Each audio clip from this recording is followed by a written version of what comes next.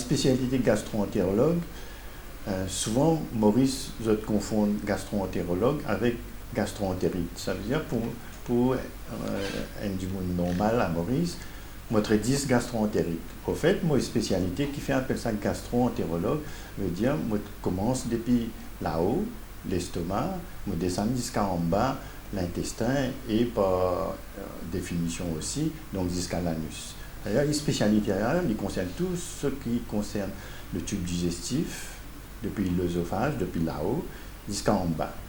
Et dans ce branchement, donc, on fait aussi les foies et pancréas. Voilà.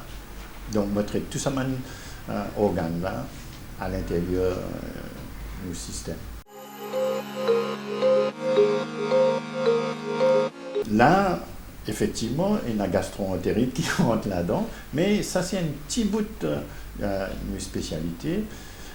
Le plus concerné, c'est le problème de l'estomac. Connaît Maurice, il y en a beaucoup du monde qui a un problème de l'estomac, donc ulcère, gastrite. Après, il concerne les foies, donc il y a cirrhose, il y a une maladie des foies, hépatite, hein, il y a hépatite A, B, C, et puis donc, il y a un cancer de l'intestin, cancer de l'œsophage, en règle générale, tout l'organe là qui va avoir un cancer.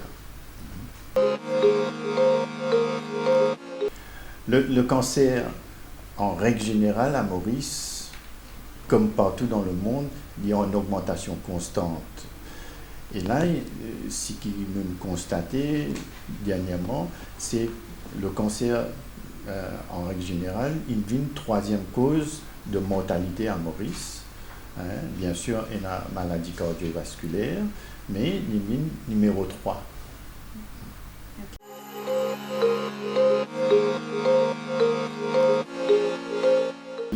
Donc, il y a un cancer de l'œsophage qui commence donc dès le début. Et là, ça concerne principalement les fumeurs ou bien du monde qui mange mal. Après, il y a un cancer de l'estomac, cancer côlon.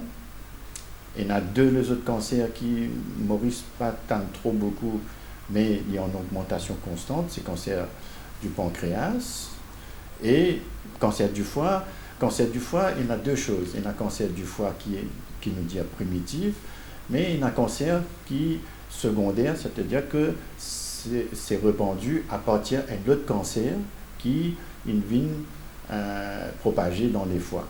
Et ça, c'est beaucoup plus grave.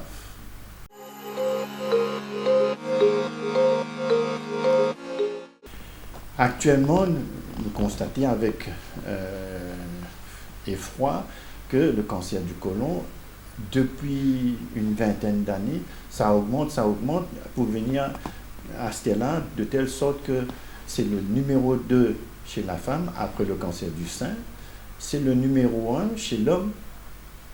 Il dépasse et le cancer du poumon et le cancer de la prostate.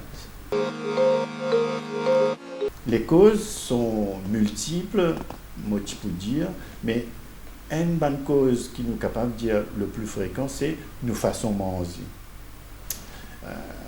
Si nous retraçons dans le passé, nous tu peux manger beaucoup la viande rouge, nous tu peux manger dans fast food. Or, c'est la tendance actuelle, fast food et la viande rouge, faire qui ça a augmenté et par conséquent, nous commençons à diminuer, enfin, depuis pas mal de temps, nous commençons à diminuer manger des légumes et des fruits. C'est pour ça que les docteurs mettent beaucoup l'accent sur manger fruits et légumes.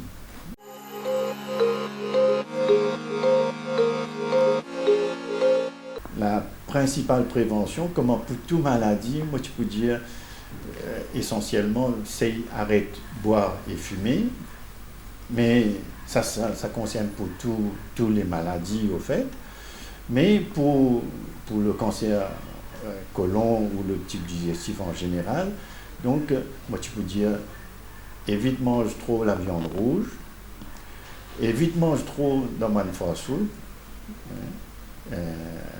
ce qu'on appelle junk food aussi.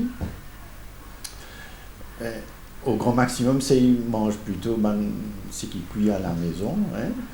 Mais pas seulement, moi tu peux dire, c'est pour ça qu'il y a un docteur, tout docteur qui vous peut dire, mange plus beaucoup de fruits et légumes, mange 5 fois par jour fruits et légumes. C'est pas pour rien, parce que fruits et légumes doivent contenir ce qu'on appelle antioxydants. Et ça pour aider à combattre le cancer. Pas seulement ça, il y a 2 choses très importantes pour Maurice, moi tu peux dire. Très souvent, les temps nous jeunes, c'est-à-dire les temps de l'école, mes enfants font l'exercice, le bouger partout, mais dès qu'ils rentrent dans la vie active, dès qu'ils quittent l'école, on trouve ça un phénomène d'activité physique là, baissé pas beaucoup. Or, statistiquement, ils prouvent que tout le monde qui fait l'exercice gagne moins tendance à gagner cancer, premièrement. Deuxièmement, ils gagnent moins tendance à gagner les autres maladies. Et un facteur qui fait que le cancer en augmentation, c'est la surcharge pondérale. C'est-à-dire que le monde vit obèse. Donc, ça, quand on fait l'exercice régulièrement, il faut combattre automatiquement ou surcharge pondérale. Et là, les autres facteurs qui peut-être bien prendre en compte, et ça c'est au niveau général, un facteur aussi peut dire pollution, et pollution en général, donc il est capable de favoriser certains cancers. Pour certaines maladies, donc par exemple hépatite, nous avons un vaccin pour empêcher l'hépatite, et ça c'est prévention pour le cancer du foie. Donc, et là, tout ce qui m'a cité là, c'est une façon pour prévenir, empêcher un cancer. On ne va pas dire c'est 100%, mais il empêche un cancer. Maintenant, ça c'est la prévention qui nous dit primaire. Et là, ce qu'on appelle prévention secondaire, c'est-à-dire c'est le dépistage. Comment le cancer de côlon il vient tellement en augmentation, et il y a des façons où nous pouvons faire dépistage. C'est-à-dire que même si vous avez un symptôme, vous bien surveiller si vous avez un saignement, et dès qu'il y a un saignement, vous bien porter attention, capable justement un cancer peut développer. Ou bien c'est l'état précancéreux qui est capable de montrer qu'il y a une polype qui peut grossir, c'est ça qui peut saigner, donc bien faire attention. Et donc c'est pour ça qu'il y a une screening qui fait ce qu'on appelle rod du sang occulte dans les selles. Ça c'est une façon, mais une autre façon c'est si parents, si dans la famille il y a du monde qui déjà a fait un cancer du côlon, il est important, moi tu peux dire non seulement faire un screening par l'examen des selles, mais faire une colonoscopie qui permet de dépister une polype et donc un état précancéreux, et donc les gens nous trouvent une polype, nous tirent par l'appareil là même, et donc ça empêche le malade de développer cancer. Dépistage, malheureusement, longtemps tu peux dire bien dépister à partir de 50 ans. Mais là, la tendance veut que, justement, peut-être à cause de junk food, à cause de nos façons de vivre,